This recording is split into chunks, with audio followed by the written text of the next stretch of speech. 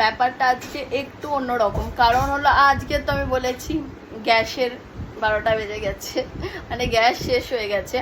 আর আমি মায়ের বাড়িতে গেছিলাম, এনেছি একটুখানি আলু ভাজা, আর কালকে আমি কাজের ওখান থেকে একটুখানি কিছু খাবার পেয়েছিলাম, তো সেটা ফ্রিজে ছিল। আর এখন আমাদের গ্যাস শেষ, তো এটা দিয়েই অ্যাডজাস্ট করা হবে।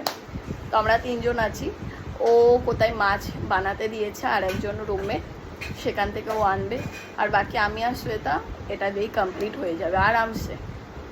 তো আজকে আমাদের মেনু, চালটা একটু বেশি সিদ্ধ হয়ে গেছে, শ্বেতার আমার ভাত নিয়ে নিয়েছি। এইটা ও এনেছিল, মানে রাখা ছিল ফ্রিজে। তো এইটা কি কুমড়ো তো না লাউ, কুমড়ো কুমড়ো পাতা দিয়ে আলুর চচ্চড়ি একটা করেছে, তার মধ্যে ডাটা আছে, সন্দেশ, এই পনির আমি খাই না, ও খাবে। এরকম মিষ্টি, মাছ, আর এই যে চিংড়ি, মায়ের বাড়ি থেকে আলু ভাজা এনেছি, আর এর মধ্যে কচুরি আছে, ওই কচুরিটা স্কিপ করো।